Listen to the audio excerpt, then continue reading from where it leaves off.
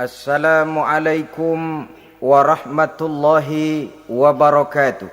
Waalaikumsalam warahmatullahi wabarakatuh. Bismillahirrahmanirrahim. Alhamdulillahi rabbil alamin. Wassalatu wassalamu ala ashrafil anbiya'i wal mursalin Sayyidina wa maulana Muhammadin wa ala alihi wa ashabihil mujahidin at-tahirin, amma ba'du.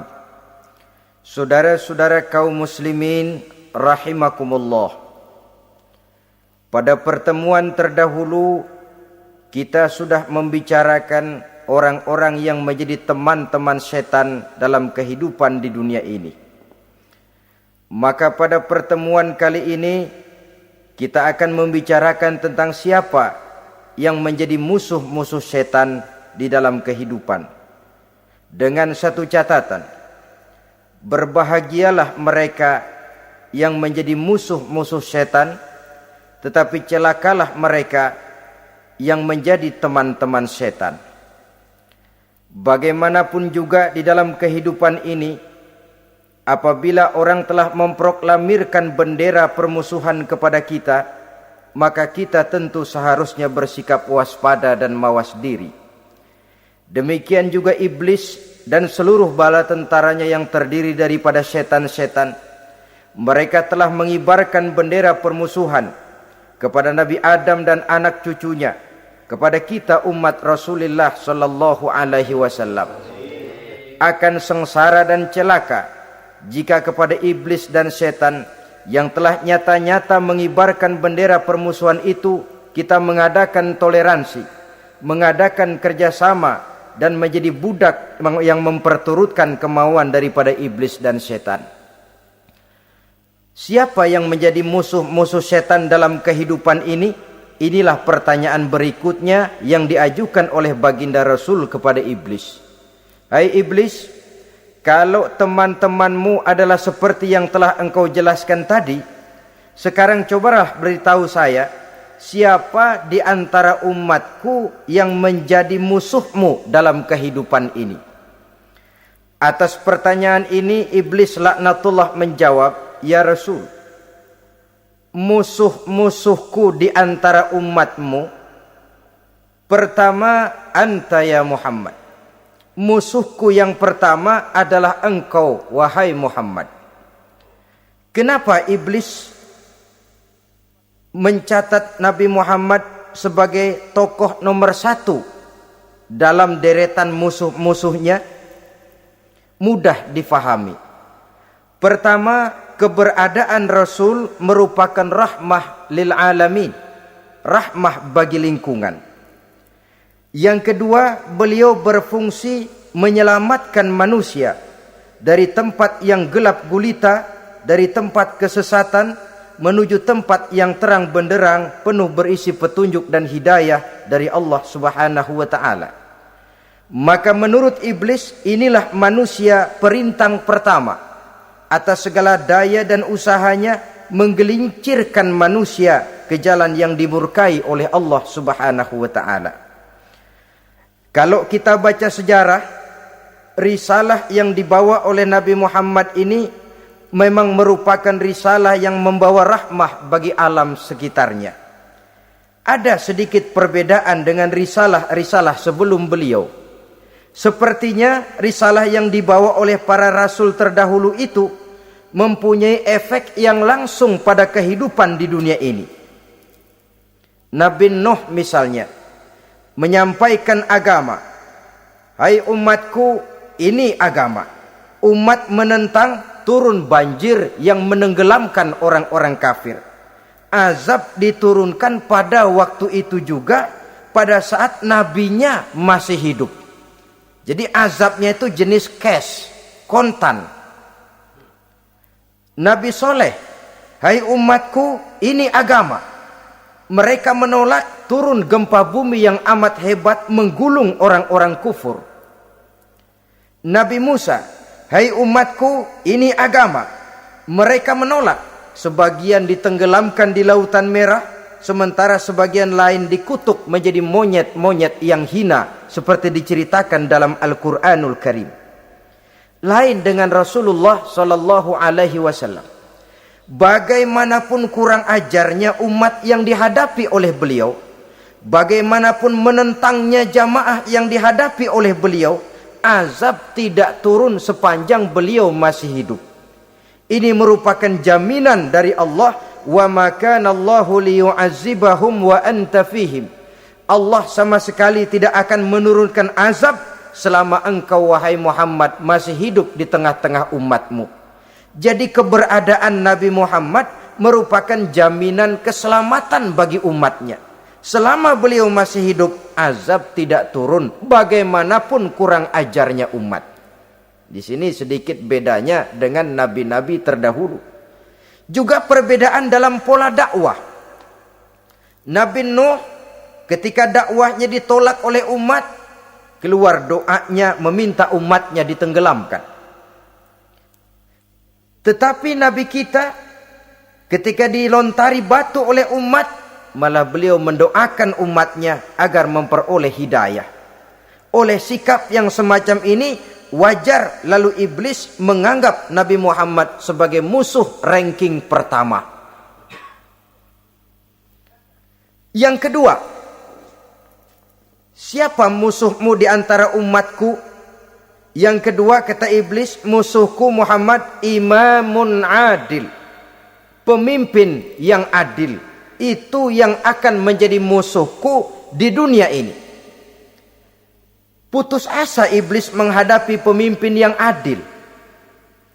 Tipu dayanya tidak terkena. Segala tingkah polanya tidak diperturutkan. Imam yang adil, pemimpin yang adil merupakan musuh daripada iblis laknatullah alaih. Apa sebabnya? Karena pemimpin yang adil mempunyai dampak dalam kehidupan di dunia ini. Melindungi orang banyak, menenteramkan orang banyak. Makin aman, tentram, tenang situasi dan kondisi, makin mudah orang melaksanakan ibadah. Makin tekun orang melaksanakan ibadah, makin dekat dia dengan Allah. Makin dekat manusia dengan Allah, makin jauh dia dari iblis. Sebab dua hal ini selalu kontradiktif. Jika kita jauh dari Allah, tentu dekat dengan iblis. Jika kita jauh dari iblis, harus dekat tentu dengan Allah. Dan begitu selanjutnya. Dalam kaitannya dengan kehidupan kita sekarang, saudara-saudara, disinilah perlunya mempersiapkan manusia. Membangun manusia itu jauh lebih sulit daripada membangun jembatan. Membangun manusia itu lebih sulit daripada membangun gedung-gedung bertingkat. Termasuk membangun dan mempersiapkan calon-calon pemimpin yang adil di masa yang akan datang.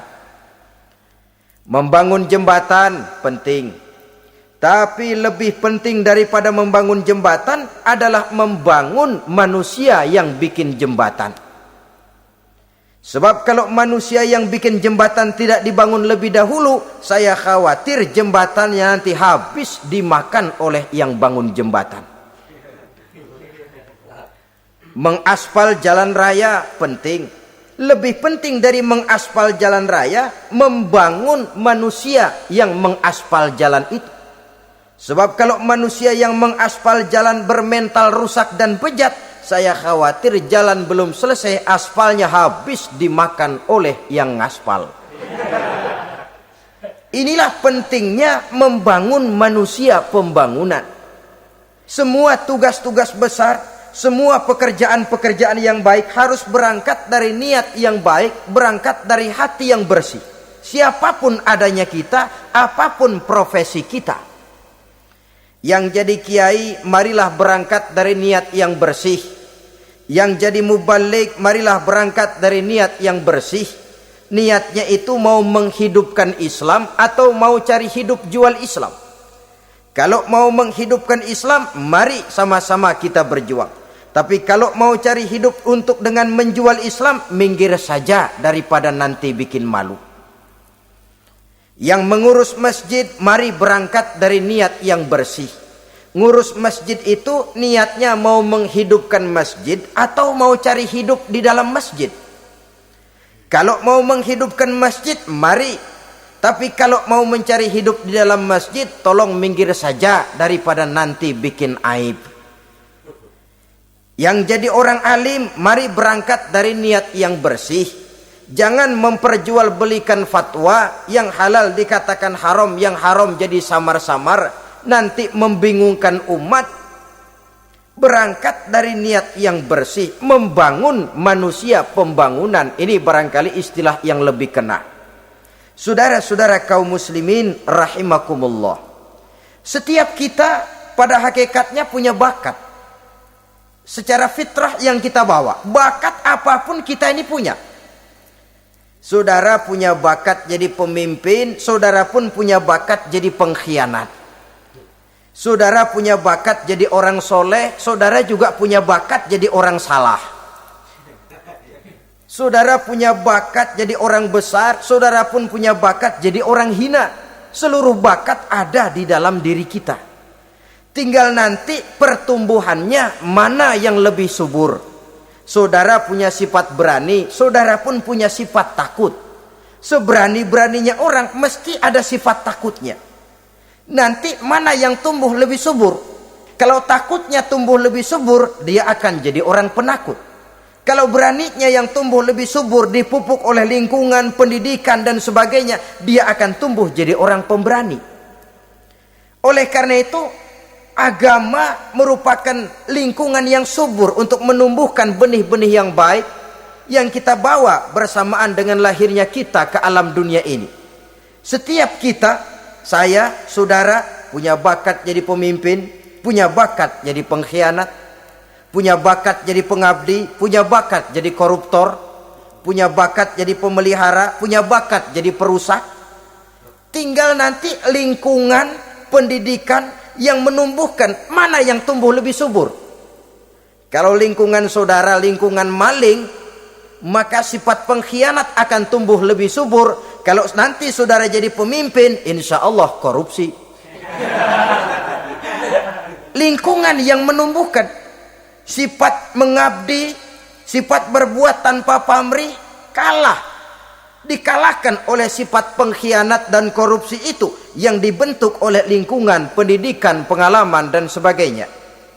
Oleh karena itu, secara dini agama menanamkan, menyuburkan fitrah-fitrah yang baik yang kita bawa bersamaan dengan hadirnya kita dalam kehidupan ini. Sebab itu seorang penyair bernama Syauqi mengatakan dalam sebaik syairnya, waladatka ummuka ya ibna adam bakian wan nasu haulaka yadhakuna surura. Hai manusia, pada saat kamu dilahirkan kamu menangis dan orang lain di sekelilingmu ketawa. Kakek senyum dapat cucu baru, paman gembira dapat keponakan baru, sementara kita yang lahir menangis. Betul apa benar? Apa ada saudara yang begitu dilahirkan terus nyengir? Saya kira kabur dukunnya itu. Setiap kamu hai manusia lahir dalam keadaan menangis, orang sekelilingmu tertawa. Karena itu katakan kepada mereka yang senyum di sekelilingmu, hai manusia, pada saat saya dilahirkan saya menangis dan kamu semua tertawa. Baik manusia. Tapi nanti pada satu saat harus terjadi kebalikannya. Kalau dikala saya lahir saya menangis dan kau semua senyum, nantilah manusia. Kalau satu saat saya meninggalkan alam dunia ini, saya akan berangkat dengan senyum dan kalian semua akan berurai air mata. Kalau perlu dari Sabang sampai Merauke kibar bendera setengah tiang. Kalau perlu. Jangan terbalik, kita mati melotot orang malah gembira. Karena hidup selalu membawa sifat-sifat yang merusak. Inilah orang kedua yang menjadi musuhnya iblis dan beruntung menjadi musuh iblis. Siapa? Imamun adil, pemimpin yang adil. Saudara-saudara kaum muslimin rahimakumullah.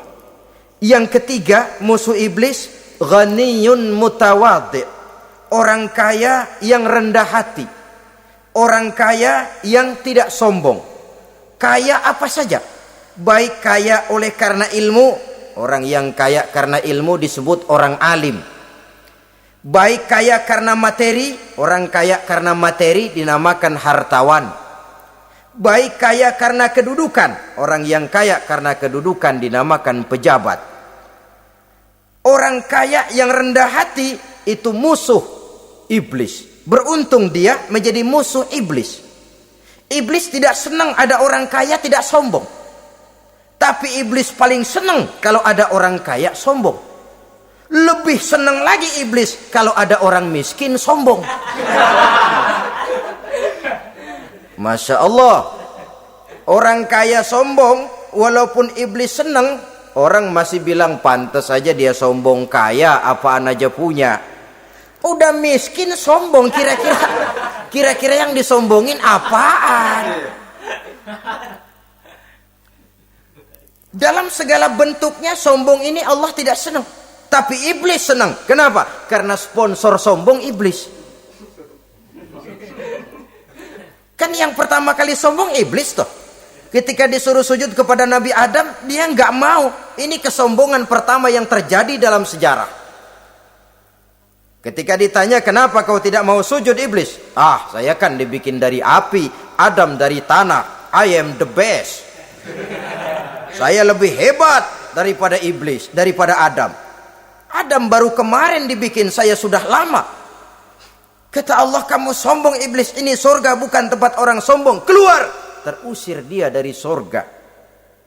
Jadi kesombongan pertama adalah kesombongan yang dilakukan oleh iblis. Dan dia tanamkan itu kepada kita supaya jadi orang sombong. Karena itu sombong ilmu Allah nggak senang, tapi iblis senang. Mentang-mentang ada ilmunya. Nih, satu-satunya ustadz di sini ya. Semua mesti ngaji sama gue. Kalau nggak ngaji sama gue, Islamnya kurang tapi bener. Sombong karena ilmu. Sombong karena pangkat. Mentang-mentang pakai bintang di pundak, jalan pundak duluan. Yang wajar saja hidup ini. Sombong harta pun begitu. Kaum muslimin rahimakumullah. Orang kaya yang rendah hati dimusuhi oleh iblis, tapi dicintai Allah, dicintai Rasul, dicintai malaikat. Caranya bagaimana? Kembali kepada satu kesadaran bahwa pada saat terlahir ke alam dunia ini tidak ada yang pernah kita bawa. Kalau sekarang kita punya rumah, punya kebun, punya kendaraan, punya pabrik, punya segala macam benda, apa itu? Titipan. Pada suatu saat akan diambil kembali oleh yang menitipnya. Kalau titipan itu pandai kita jaga, pandai kita syukuri, titipan akan makin banyak. Sama juga kita dalam kehidupan. Kalau orang bisa kita percaya, saya mau pergi ke luar negeri, rumah saya titip kepada tetangga. Saya pulang dari luar negeri, isi rumah tetap tidak berkurang, malah dibersihi, malah disapu, dihilangkan kotorannya. Tentu bukan main syukur saya, girang saya. Akan bertambah kepercayaan saya untuk menitipkan apa saja. Ini makna la in syakartum la azidannakum wa la in kafartum inna azabi lasyadid. Kalau kamu pandai bersyukur, aku tambah nikmat. Tapi kalau kamu ingkar, azabku teramat pedih. Artinya apa? Nikmat bisa berubah menjadi azab kalau kita tidak pandai mensyukurinya. Ma'asyiral muslimin rahimakumullah. Orang yang kaya ilmu lalu rendah hati, tidak selalu ingin menonjolkan diri. Ini kadang-kadang yang tanggung ini yang bikin berabe. Alim bener enggak, geblek bener juga enggak. Yang sedikit-sedikit mau nonjolin diri. Kalau enggak jadi imam enggak mau ke masjid. Enggak jadi imam enggak mau ke musola. Pokoknya kalau enggak jadi imam marahan sama musola. Macam mana? Saudara-saudara kaum muslimin, rendah hati. Tidak selalu ingin menonjolkan, sebab orang yang selalu ingin menonjolkan dirinya biasanya orang yang kekurangan kepercayaan kepada kemampuan dirinya sendiri. Dia selalu ingin dinomorsatukan. Dia selalu ingin ditempatkan pada ranking teratas. Dia tidak percaya diri. Orang yang percaya diri dapat bersikap wajar dalam kehidupan. Begitu juga kaya karena harta, dengan menyadari bahwa harta bagaimanapun banyaknya titipan dari Allah.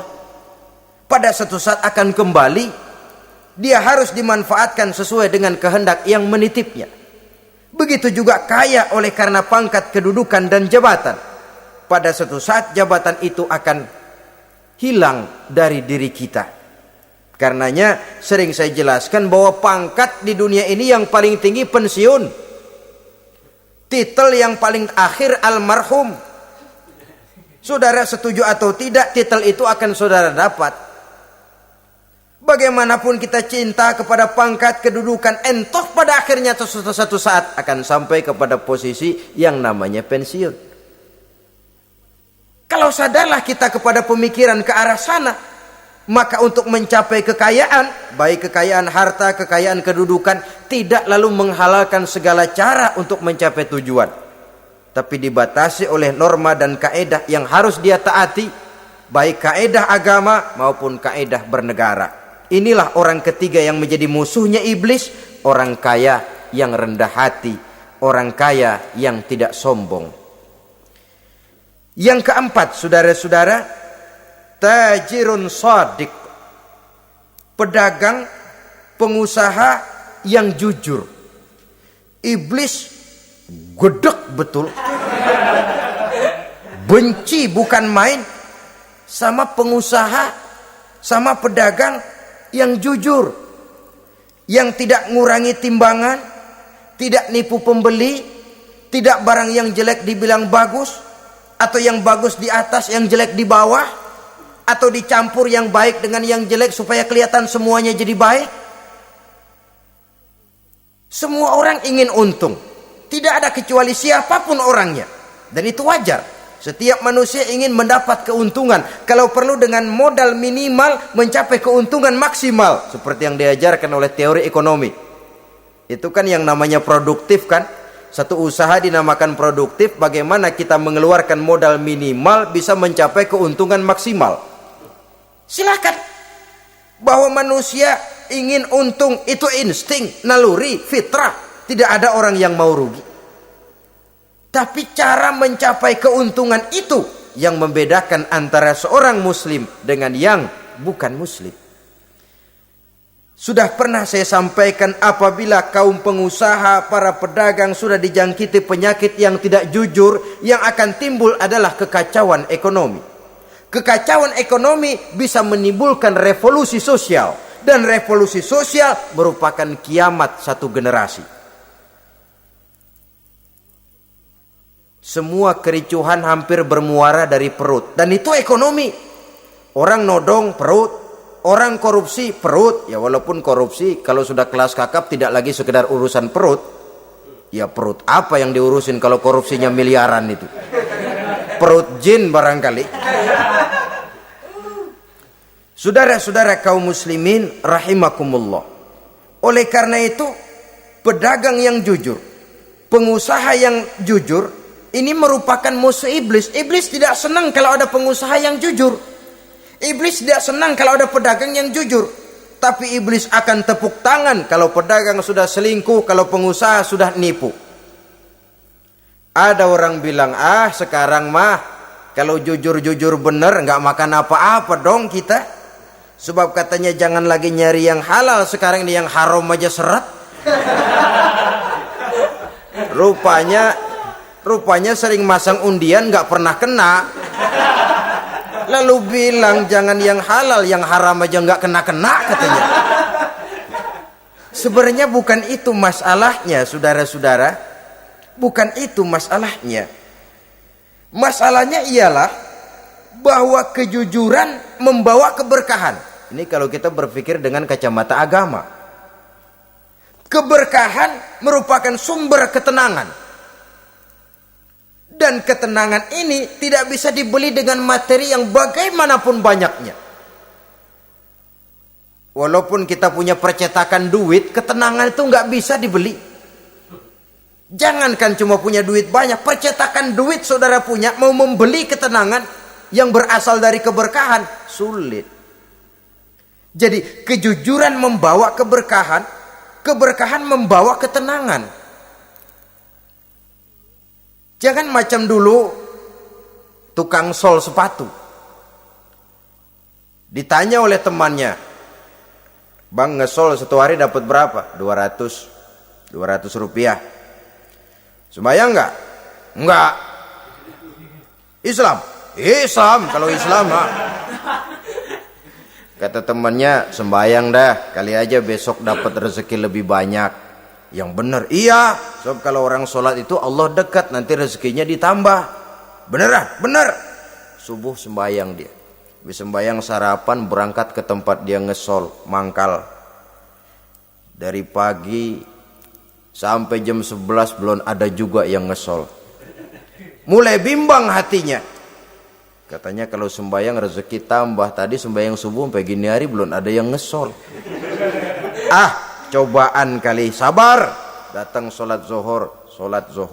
Habis zohor nunggu lagi, belum juga ada yang datang ngesol. Udah mau pulang hampir maghrib, baru datang satu orang dandanin sendal jepit putus.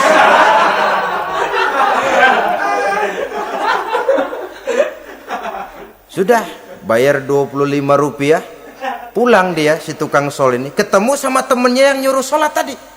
Ditanya, "Bagaimana penghasilan ini hari?" Apa dijawab? "Gua kapok deh sembahyang."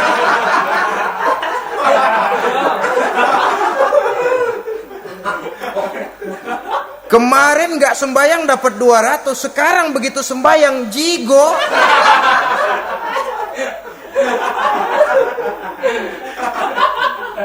Dia tidak sadar bahwa dari kacamata agama, 25 rupiah yang membawa berkah jauh lebih baik ketimbang 200 uang panas.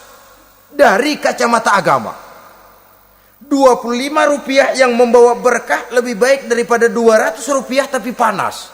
Sebab panas menjauhkan kita dari ketenangan. Itulah sebabnya maka pedagang yang jujur, pengusaha yang jujur menjadi musuh setan dan beruntung. Sekarang jadi pengusaha jujur-jujur nggak dapat proyek, Pak. Kalau nggak bisa semir semur. Padahal agama sudah menjelaskan ar-rashi wal murtashi finnar. Orang yang nyogok dan orang yang disogok dua-duanya neraka. Kenapa? Join termasuk ta'awanu 'alal ismi wal udwan. Bertolong-tolongan dalam berbuat dosa dan kesalahan. Kalau hadiah, lain hadiah. Kalau sedekah, lain sedekah. Tapi yang namanya semir, suap, ar-rashi wal murtashi finnar. Saudara-saudara kaum muslimin rahimakumullah. Jadi pedagang yang jujur, pengusaha yang jujur merupakan salah satu roda perekonomian. Kegoncangan ekonomi akan menimbulkan dampak sosial yang sangat luas dan kompleks. Yang pada giliran puncaknya, dampak paling negatifnya, dia sanggup menggerakkan terjadinya revolusi sosial. Bukankah sebagian besar gerak hidup manusia dimotivasi oleh keinginan untuk mempertahankan kelangsungan hidup? Dan kelangsungan hidup artinya mulut. Mulut itu artinya perut dan itu artinya makan. Setelah itu mungkin baru pangan, baru sandang, baru dia berpikir pakaian dan sebagainya. Jadi karena dia merupakan penggerak roda ekonomi, pedagang yang jujur, pengusaha yang jujur mutlak diperlukan dalam kehidupan ini. Sebab sekali lagi, kejujuran akan membawa keberkahan, keberkahan memberikan ketenangan dalam kehidupan. Oleh karenanya kita umat Islam, biarin duit kita banyak, asal berkah. Itu tentu idealnya. Ketimbang dikit tidak berkah, lebih baik ia banyak, ia berkah. Dan keberkahan itu datang lewat kejujuran. Kejujuran ini sudah dicontohkan oleh Rasul pada saat beliau berniaga ke negeri Syam dikala berumur 9 tahun, bahkan dikala berumur 25 tahun seketika membawa dagangan Sayyidatuna Khadijah yang kelak jadi istri beliau.